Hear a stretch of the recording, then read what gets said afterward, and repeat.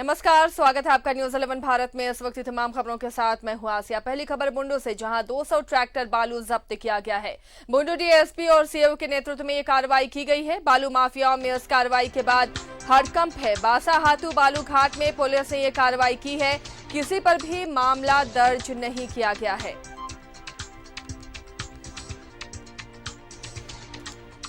बालू माफियाओं के बीच हड़कंप मचा हुआ है। इस कार्रवाई के बाद 200 ट्रैक्टर बालू जब्त किया है। बुंडू में ये कार्रवाई की गई है। हालांकि किसी की गिरफ्तारी की अभी कोई खबर नहीं है।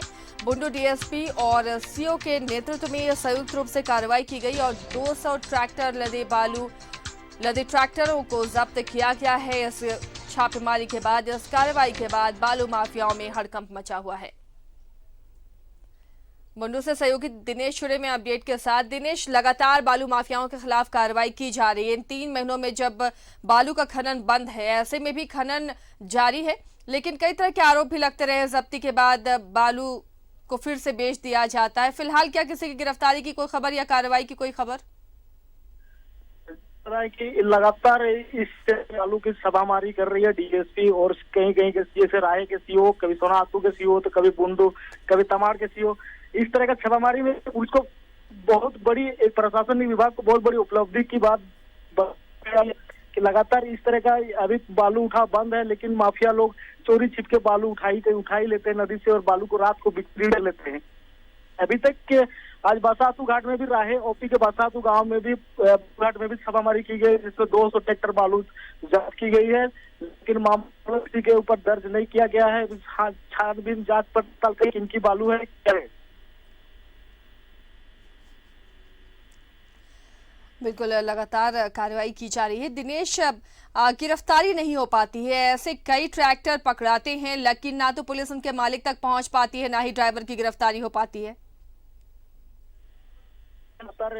माफिया लोग कहीं कहीं दूसरों का नाम से भी अपना डंप दिखा देते हैं, या कहीं प्रशासनिक जो पदाधिकारी है वो नहीं करते हैं कि इसको गहराई तक जाना है, इनके ऊपर कार्रवाई करनी है। इसका बात से जब सामने पहुंचती है तो उस मामले को कहीं पर लिपापोती करने की बात आ जाती है सामने। और इसी तरह से माफिया लोग लगातार एक तरफ डंप सील हो जाती है, दूसरी तरफ डंप की बालू बिक्री भी होना शुरू हो जाती है। शुक्रिया दिनेश इस तमाम जानकारी के लिए। तो बालू को जब्त कर लिया जाता है, लेकिन फिर पीछे के दरवाजे से बालू बाजारों में और ऊंची कीमत पर निकाल भी दिया जाता है। इस पर भी प्रशासन को ध्यान रखना होगा।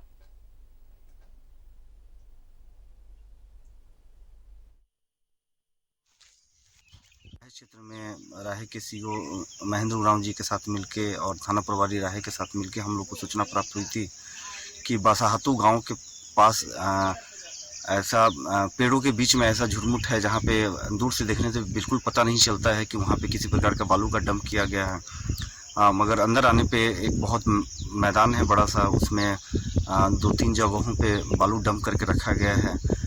एक जगह पे लगभग 130 से 40 ट्रैक्टर बालू है और उससे ही थोड़ी दूरी पे लगभग 15 से 20 ट्रैक्टर बालू को रखा गया है। उपलब्धि ये नहीं है, एक तरह का ये प्रशासनिक सतत प्रक्रिया है, जिसके तहत हम लोग लगातार इस तरह के कार्यों पे निगरानी डालते हैं कि हमारे राजस्व का क्षति ना हो और सब ठीक ठाक रहे क्षेत्र में। क्षेत्र में राहे के